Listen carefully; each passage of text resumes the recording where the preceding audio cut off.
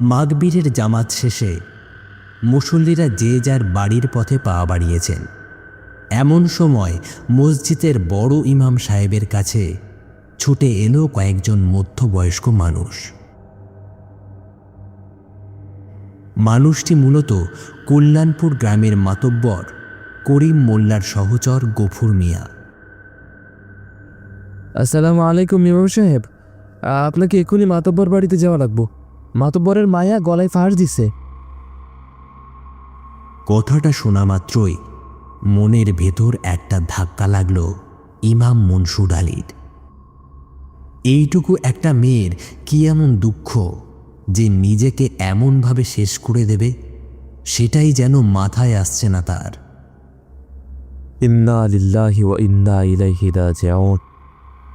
ইয়া আল্লাহ, কি বলো গফুর, কখন ঘটলো এসব? এই তো একটু আগেই খবর আসছে হুজুর, লাশ এখনো দোলনার রডের লগে ঝুলে আছে। আপনি না গেলে কেউ লাশ নামাতেও সাহস পাইতেছে না। কথাগুলো শুনে আর এক মুহূর্ত দেরি না করে তৎক্ষণাৎ রওনা দিলেন করিম মোল্লার বাড়ির দিকে। মিনিট দশকের মধ্যে মাতব্বরের বাড়ির পেছনের বাগানের সামনে এসে দাঁড়ালেন তিনি। ইতিমধ্যে গ্রামের বেশ কিছু মহিলা ও পুরুষ এসে ভিড় জমিয়েছে মাতব্বরের বাড়িতে। বাগানের মাঝখানে দাঁড়িয়ে থাকা দোলনাটার দিকে চোখ পড়তেই বুকটা কেঁপে উঠল মনসুর আলীর। দোলনার লোহার রডে ওড়নার মাধ্যমে ফাঁস লাগিয়ে তাতে ঝুলছে রাবেয়ার নিথর দেহ। পাশেই দাঁড়িয়ে দাঁড়িয়ে মেয়েটি কান্না কাঁদছেন মাতব্বরের দ্বিতীয় স্ত্রী সালমা। ওরে রাবেয়া রে, এটা তুই কি করলি রে মা? এটা তুই কি করলি? কেন করলি?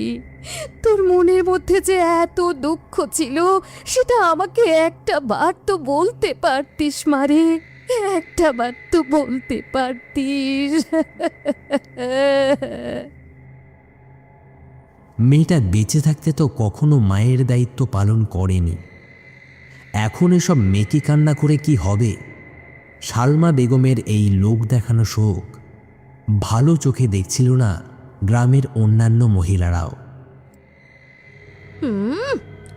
আদিক্ষেতা দেখো না, বেঁচে থাকতে তো একদিনও মেয়েটাকে আদর করতে দেখলাম না, আর এখন দেখো লোক দেখানো কত আহাজারি, যত সব। রাবেয়ার বয়স যখন 7 বছর, ঠিক তখনই মরণ ব্যাধি ক্যান্সারে মৃত্যু হয় তার জন্মদাত্রী মায়ের। ছোট রাবেয়াকে লালন পালন কে করবে, এই ভেবেই করিম মোল্লা দ্বিতীয়বার বিবাহ করেন সালমা বেগমকে।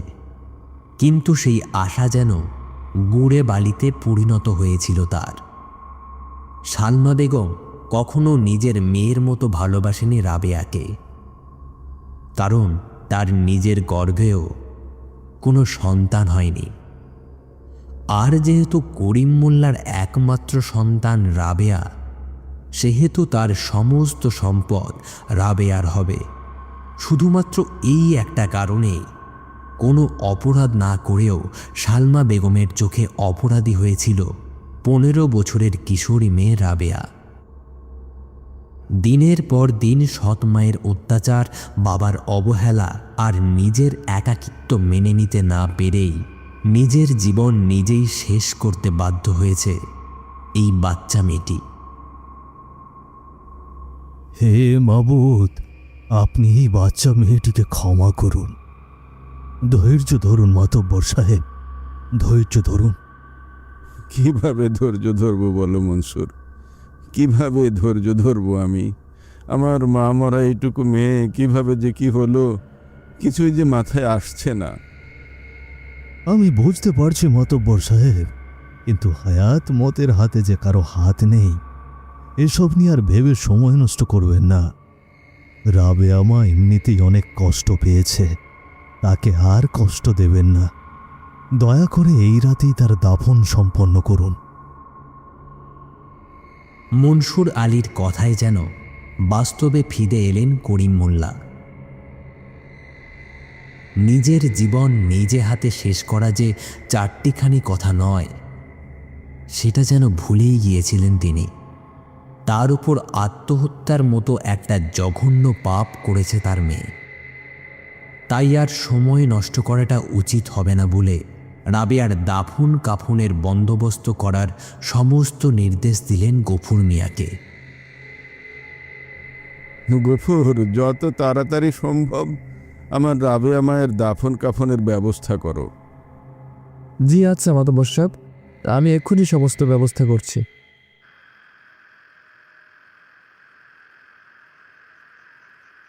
রাত আনুমানিক 9টা নাগাদ রাবেয়ার দাফন সম্পন্ন করে বাড়ির বারান্দায় এসে বসলেন করিম মোল্লা। চারপাশে ঘুটঘুটে অন্ধকার, কেবল সামনের বাগানে রাখা দোলনাটায় একটা ছোট্ট বাতি জ্বলছে। যে দোলনায় রাবেয়ার লাশ ঝুলেছিল ঘণ্টা 3 আগেও। বারান্দায় বসে বারবার সেই দোলনাটার দিকে তাকিয়ে আছেন করিম মোল্লা। সেদিকে তাকিয়ে যেন বুকের ভেতরটা ফাঁকা হয়ে যাচ্ছে তার।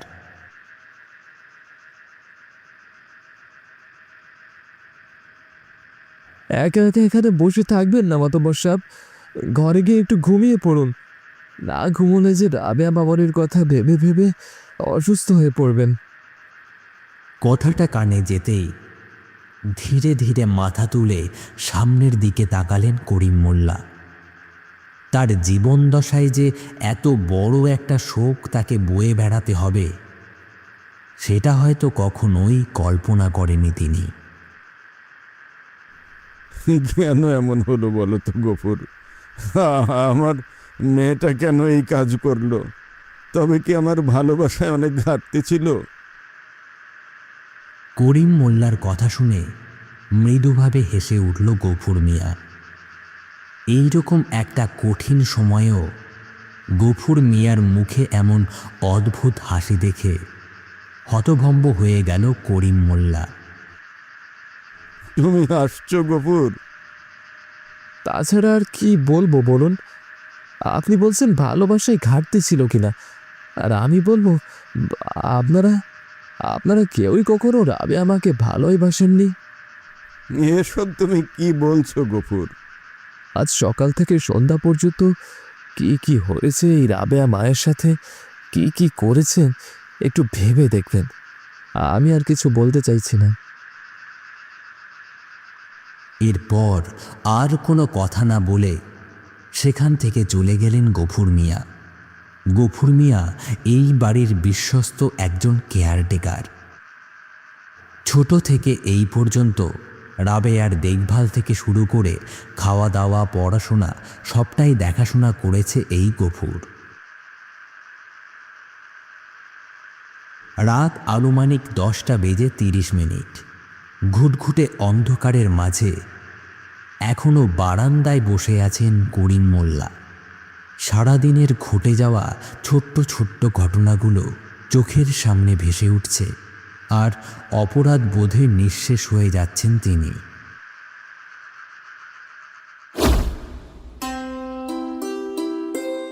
গ্রামের একজন বিচক্ষণ মাতব্বর হওয়ার সুবাদে সারা দিন নানা দিকে কাজের হিসেব কষতে হয় করিম মোল্লাকে। ফজরের নামাজ শেষে পুরো গ্রামে একবার চক্কর দিয়ে এসে এক গাদি হিসেবের কাগজ নিয়ে বারান্দায় বসেছেন তিনি। এদিকে প্রায় মিনিট 10 হলো তার সামনে যে ঠাঁই দাঁড়িয়ে আছে রাবেয়া, সেটা যেন ভ্রুক্ষেপই করছেন না তিনি। কাজে এতটাই মগ্ন হয়েছেন যে রাবেয়ার পরপর কয়েকবার আব্বা আব্বা ডাক কানে গিয়েও পৌঁছল না তার। আব্বা, ও আব্বা, আমার কথাটা একটু শুনবেন?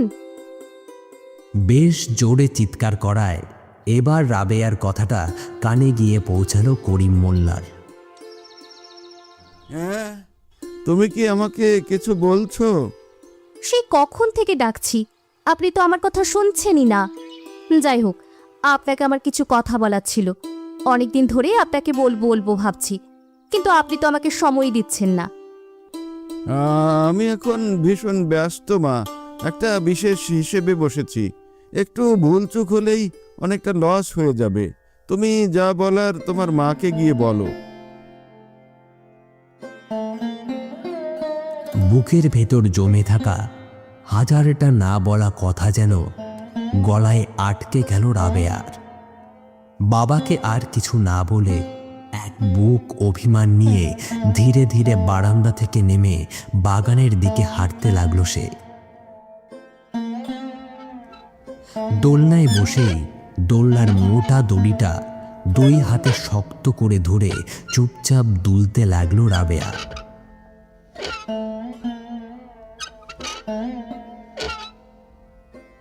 রাবেয়ার মন খারাপের সঙ্গে তার এই দোলনাটি।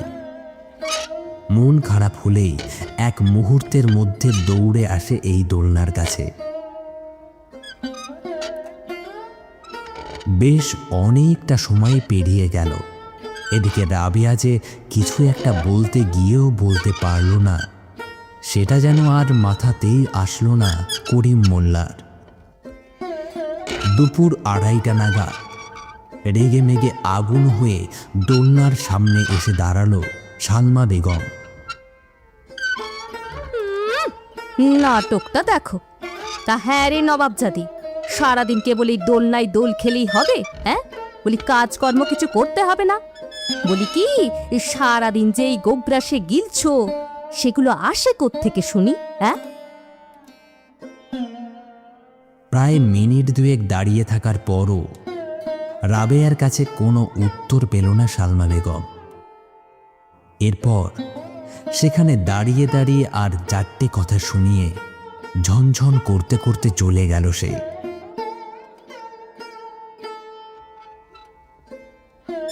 তারপর পেরিয়ে গিয়েছে আরও কিছুটা সময়। এর মাঝে রাবেয়ার কাছে গফুর মিয়া এসেছিল বেশ কয়েকবার। বুঝিয়ে সুঝিয়ে রাবেয়ার মুখে কোনো খাবার তুলতে পারেনি সে।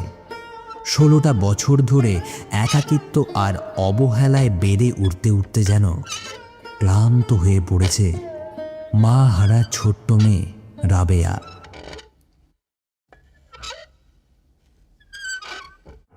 মা, ও মা, তুমি কি উপর থেকে আমাকে দেখতে পাচ্ছ মা? তুমি যদি সত্যি সত্যি আমাকে দেখো, তাহলে তুমি নিশ্চয়ই এটাও দেখছো যে আমি কতটা ভালো আছি। আচ্ছা মা, তুমি আমাকে এই পৃথিবী নামক জাহান্নামে একা ফেলে গেলে কেন? তুমি জানো না মা ছাড়া এই পৃথিবী কতটা ভয়ঙ্কর হয়? রাবেয়া কখনোই তার মায়ের মৃত্যুর শোকটি মেনে নিতে পারেনি। আজও সে মনে করে এই ধরনীতে তার আপন বলতে তার মা ছাড়া আর কেউই ছিল না। মা, মাগো, খুব ক্লান্ত হয়ে গেছি মা, খুব ক্লান্ত, আর পারছি না। এবার যে তোমার কাছে যাবার সময় হয়ে এসেছে মা। হে খোদা, তুমি আমাকে মাফ করে দিও।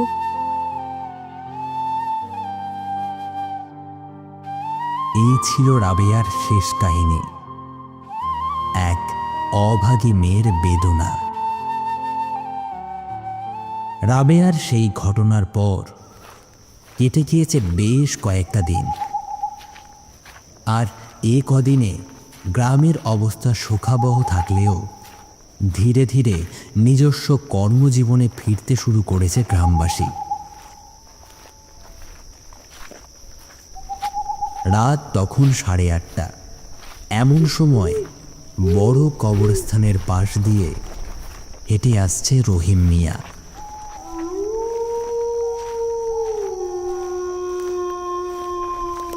রহিম মিয়া গ্রামের একজন নবীন জেলে। সারা দিন ক্ষেত খামারের কাজ করে আর রাতের বেলা অল্প কিছু মাছ ধরে জীবিকা নির্বাহ করে সে। মাতব্বরের মেয়ে গলায় ফাঁস দিয়ে মারা যাওয়ার পর থেকে কবরস্থানের আশেপাশে দিয়ে যেতেও ভয় করে। এই খোদা রক্ষা করো। রহিম যখন সেই কবরস্থানের সামনে এসে পৌঁছালো, এমন সময় ঘটল ভয়ঙ্কর এক ঘটনা। রহিম হঠাৎ লক্ষ্য করল রাবেয়ার কবরের ঠিক পাশের বড় গাছটার মোটা ডালে ঝুলছে রাবেয়ার সেই দোলনাটা।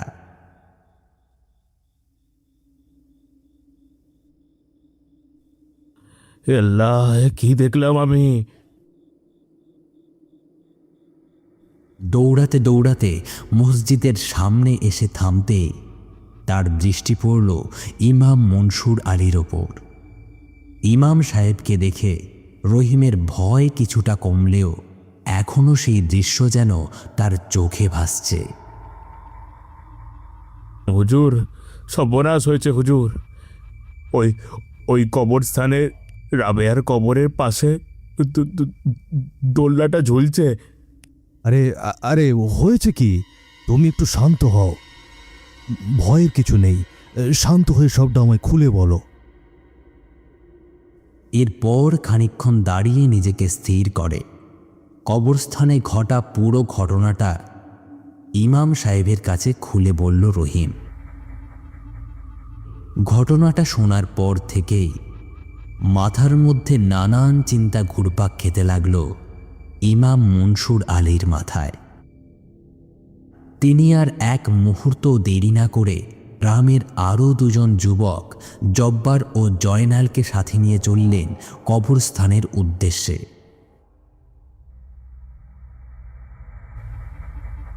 রহিম, তুমি ঠিকই বলেছ, কিন্তু এটি তো কোনো সাধারণ ঘটনা হতে পারে না।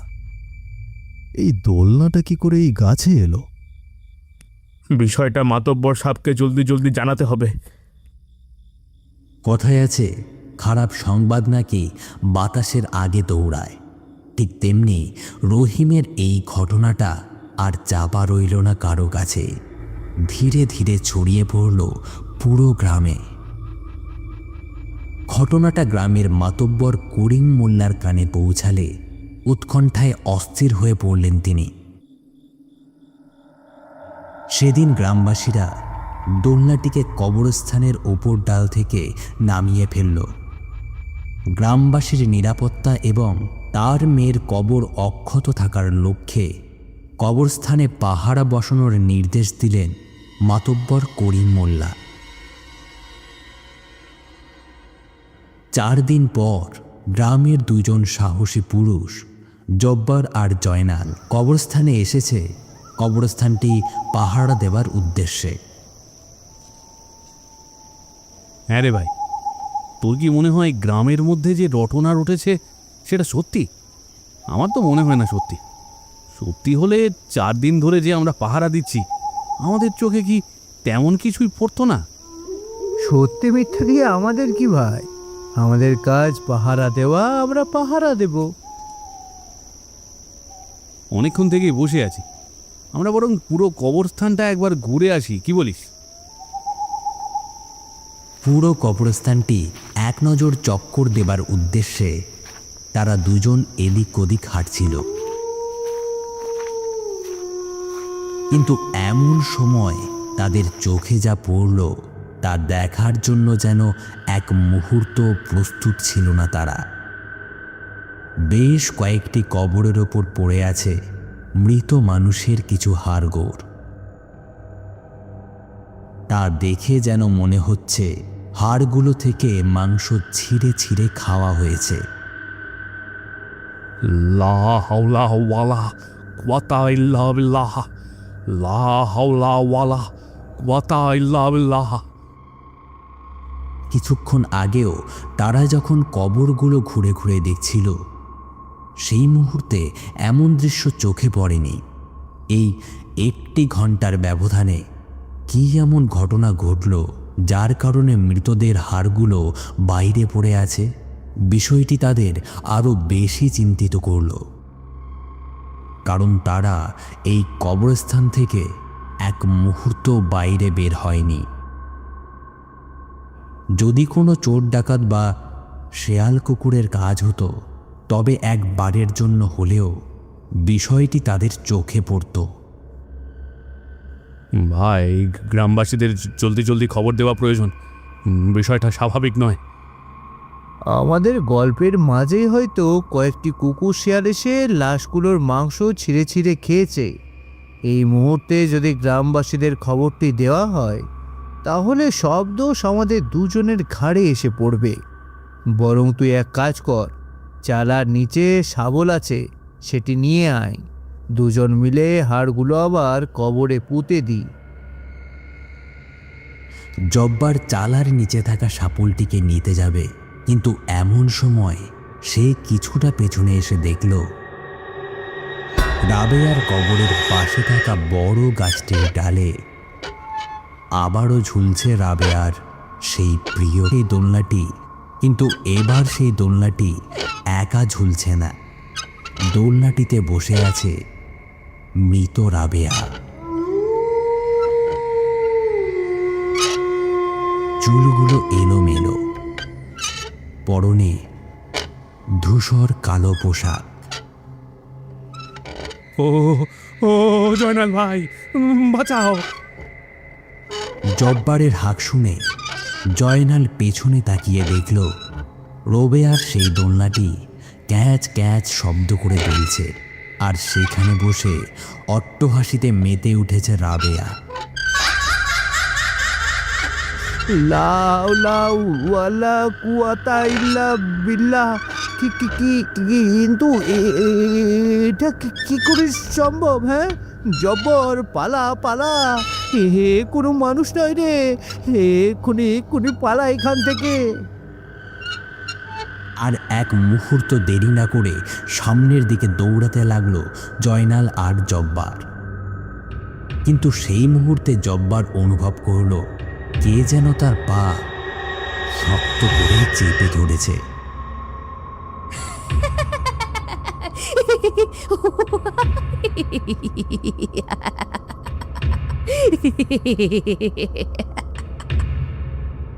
জয়নাল ভাই, ও জয়নাল ভাই, আমাকে আমাকে একা ফেলে চলে যাও না, আমাকেও নিয়ে যাও।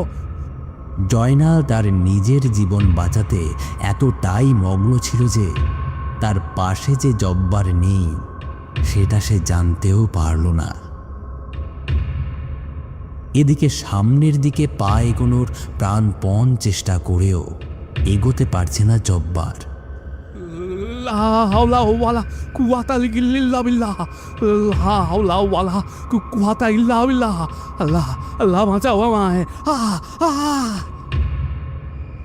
জব্বারের কাকতি মিনতি যেন রাবেয়ার আত্মার কানে গিয়ে পৌঁছালো না, উল্টে রাবেয়ার অতৃপ্ত আত্মাটি জব্বারকে চেপে ধরে ঘাড়ে একটি কামড় বসিয়ে দিল।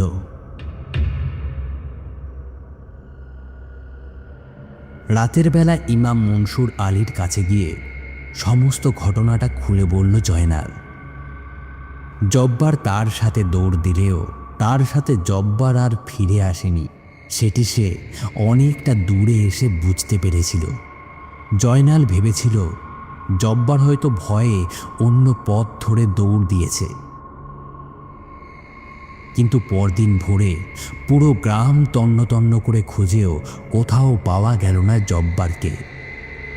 সকাল 10টা নাগাদ মাতব্বর মনসুর আলী, জয়নাল আর ইমাম সাহেব সহ গ্রামের আরও বেশ কয়েকজন মানুষ এসে উপস্থিত হলো কবরস্থানে।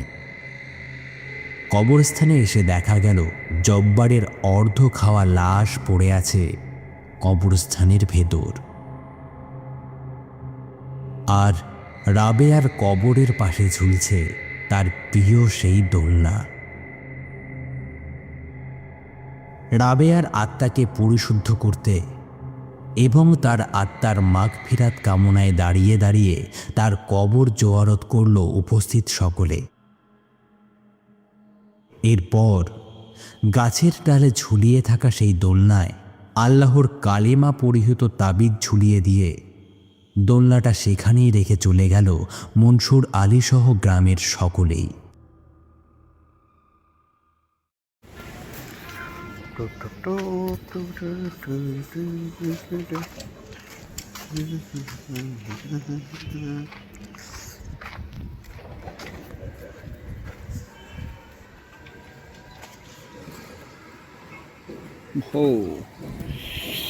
আজকে দিন সবাইকে চমকে উঠে।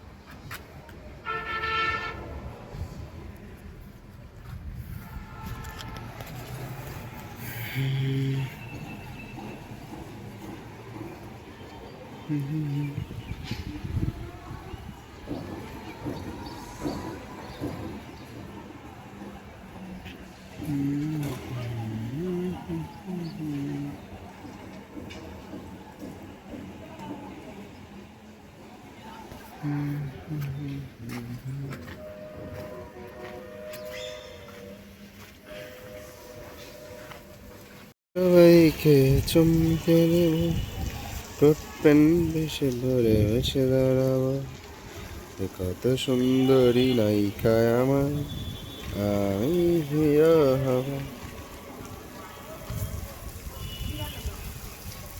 যা খুশি তাই, ইচ্ছা ইচ্ছা।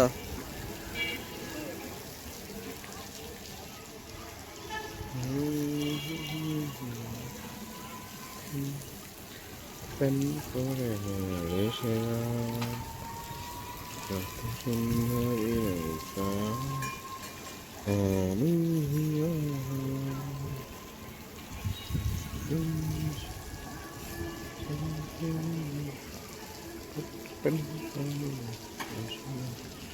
ওই যে দুজন লোক হাঁটিয়ে হাঁটিয়ে যাচ্ছে, বাপ কা বেটা বেটা কা বাপ। এই এই এই আনটা হোন্ডা চলে গেল মনে হইল। একটা দুইটা অটো রিক্সা আসতেছে, এখানে শরীফ নামের এক ভদ্রলোক আসতেছে দিক দিয়ে।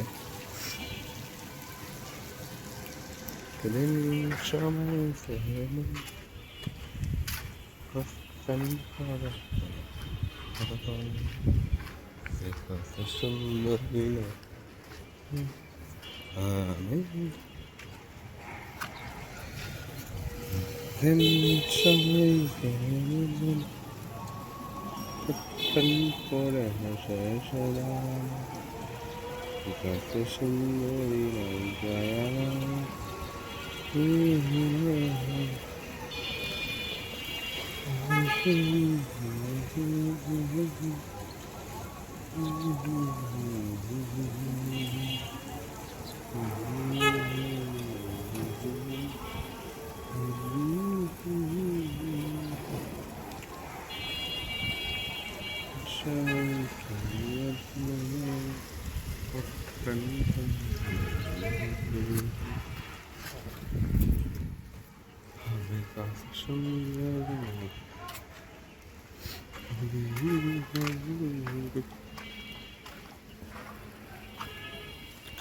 বাগান কৃষি, বাগান কৃষি।